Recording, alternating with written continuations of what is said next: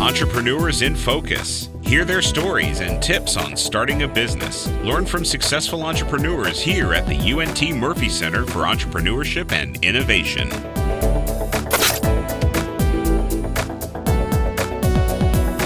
Hi, my name is Larry Lavine. I've been in the restaurant industry for a number of years.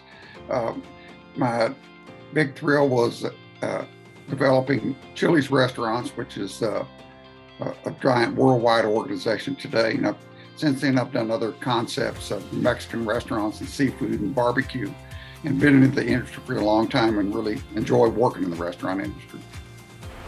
A good childhood friend of mine and I talked about opening a restaurant for a number of years of just simple, high quality hamburgers and French fries.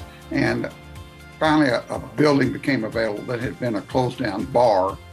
And we took a chance on the location. Our goal was just to open a little neighborhood restaurant serving high quality food. At the time, mixed drinks without a license. Membership had just been introduced in Texas a few years before. So our thought was to have a very simple menu of hamburgers, French fries, and margaritas.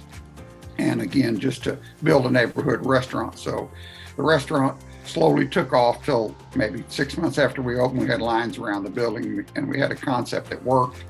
And then we slowly started expanding it.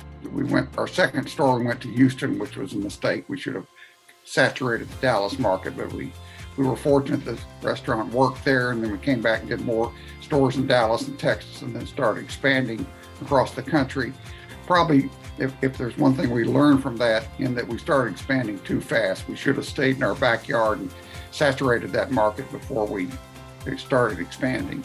And one of the reasons that Chili's worked, we had a concept that was valid, but also we had a great team of people that really believed in the serving the quality and had the passion to provide a great experience for everybody every time. And that really helped us grow a lot, in that we didn't have politics in the office. Everybody's goal was just to build more restaurants, and that really helped us build a company. And Chili's still has a strong culture of that today, where people have a passion for trying to provide a great product.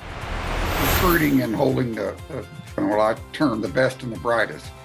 I learned something from Norman Brinker that he did at Steak and Ale, and then I did at Chili's, and for every concept I've had since then, in that when we would find a potential candidate that we thought would do a good job for us, we all can do a good job interviewing people, but we interview them on a social level. We use evaluation. I used to call it testing. We don't call it testing anymore. We call it evaluation.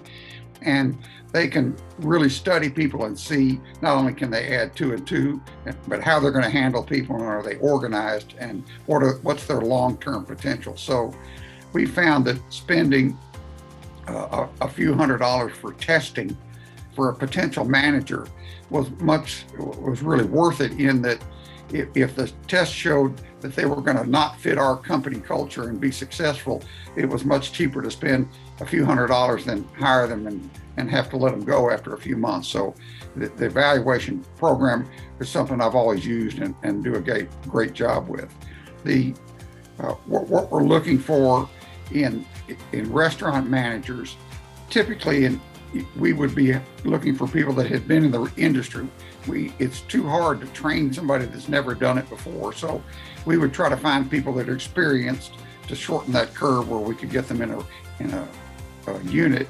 But we want people that certainly are restaurant knowledgeable, and they have to be bright and organized. But the culture of the company, to me, is very important. So you need to hire people that fit the culture of the company, where their values are the same with the company's values, so that they can continue the culture, which is very important in a company. With the companies that have that they're awarded best places to work, grow faster, make more money, have less quality problems, have more referrals, and so the culture of the company is really important. So that's one of the key attributes that we look for when we're hiring managers.